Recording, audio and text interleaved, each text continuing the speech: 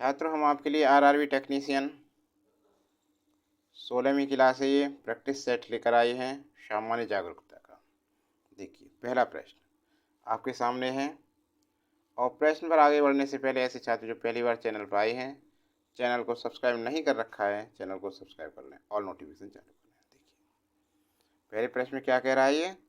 भारत के संविधान के संदर्भ में इनमें से संविधान सभा के निर्वाचित अध्यक्ष कौन थे? तो ये थे डॉक्टर राजेंद्र प्रसाद। कौन थे? Doctor Rajendra Prasad correct answer है।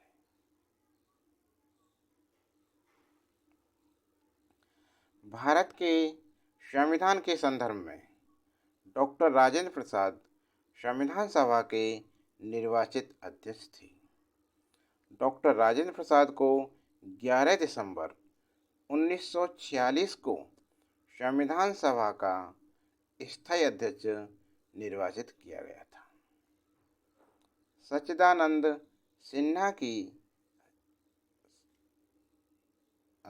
सच्चिदानंद सिन्हा को संविधान सभा का अस्थायी अध्यक्ष 9 दिसंबर 1946 को चुना गया था।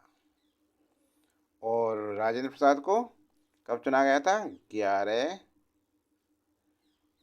दिसंबर 1946 में स्थायी सदस्य के रूप में। ठीक है, हो गया। अगला प्रश्न देखिए।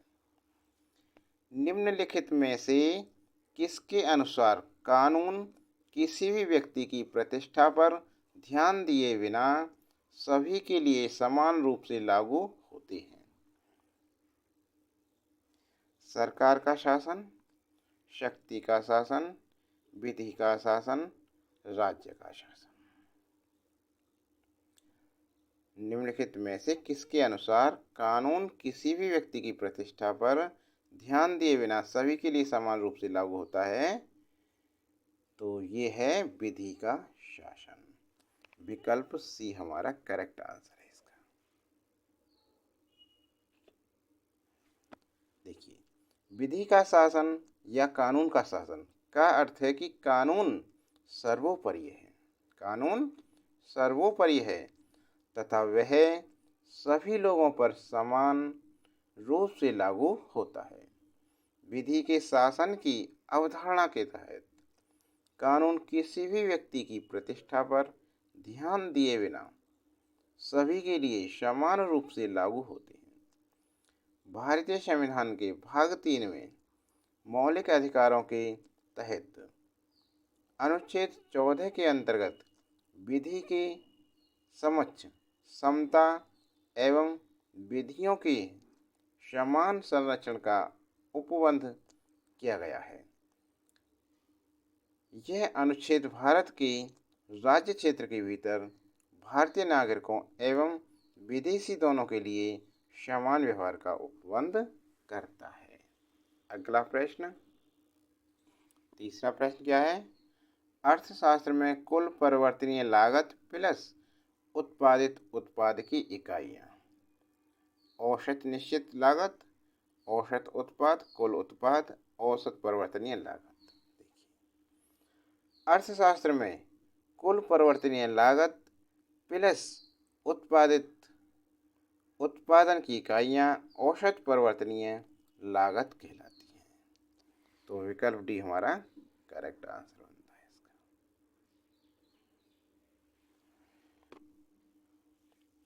अर्थात उत्पादों या सेवाओं की प्रति इकाई परिवर्तनीय लागत को औसत परिवर्तनीय लागत कहा जाता है। औसत परिवर्तनीय लागत वक्र यू आकार का होता है। ये इसे आकार का होता है, क्योंकि परिवर्तनीय लागत वे लागत है जो उत्पाद स्तर के साथ बदलती रहती है। ठीक है, अगला प्रश्न। अगले प्रश्न में क्या कह रहा है ये? निम्न में से किस त्योहार को विजयादशमी के रूप में भी जाना जाता है? पोंगल, ओणम, दिवाली, दशहरा।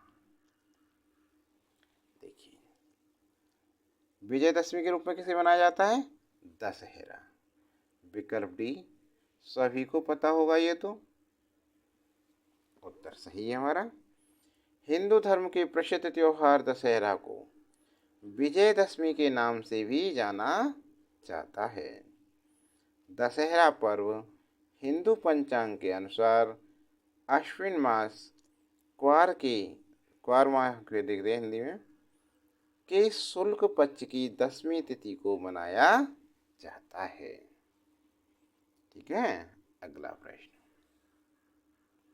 अगले प्रश्न में कह रहा है ये, निम्नलिखित में से कौन सा मध्य प्रदेश के बुंदेलखंड क्षेत्र का प्रख्यात शस्योत्सव नृत्य है? धरवा, धालो, जवारा, मारुति। तो जवारा मध्य प्रदेश के बुंदेलखंड क्षेत्र का प्रख्यात शस्योत्सव है। विकल्प सी इसका करेक्ट उत्तर है, सही उत्तर है।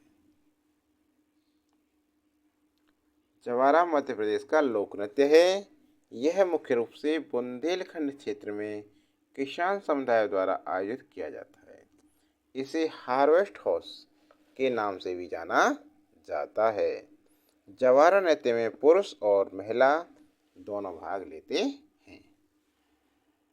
अगला प्रश्न, इसमें क्या पूछ रहा है ये देखिए, निम्नलिखित में से किस उपग्रह को भारत की पहली समर्पित बहुतरंगधैर्घ्य अंतरिक्ष वेधशाला डेडिकेटेड मल्टी वेवलेंथ स्पेस के रूप में जाना जाता है? एस्ट्रोसैट, IRS, जुगनू, इनसैट।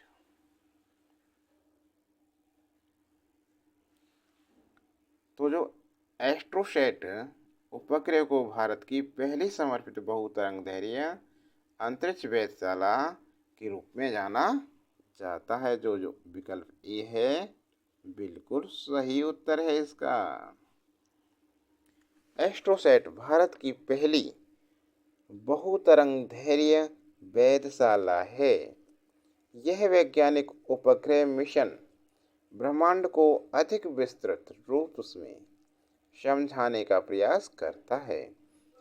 इसे इसरो द्वारा वर्ष 2015 में सतीश धवन अंतरिक्ष केंद्र से PSLV-30 द्वारा प्रमोचित किया गया।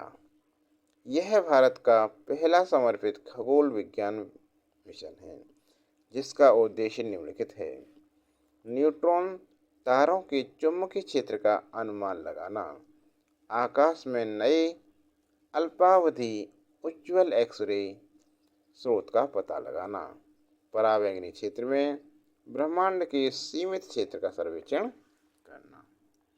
तो छठे का ए बिल्कुल सही आ गया आंसर। अगला प्रश्न,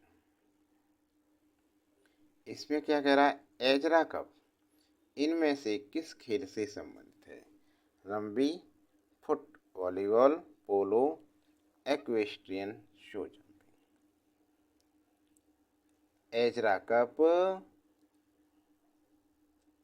भारत में प्रतिवर्ष आयोजित किया जाने वाला पोलो टूर्नामेंट है। कौन सा है? Polo tournament. विकल्प सी इसका सही उत्तर है।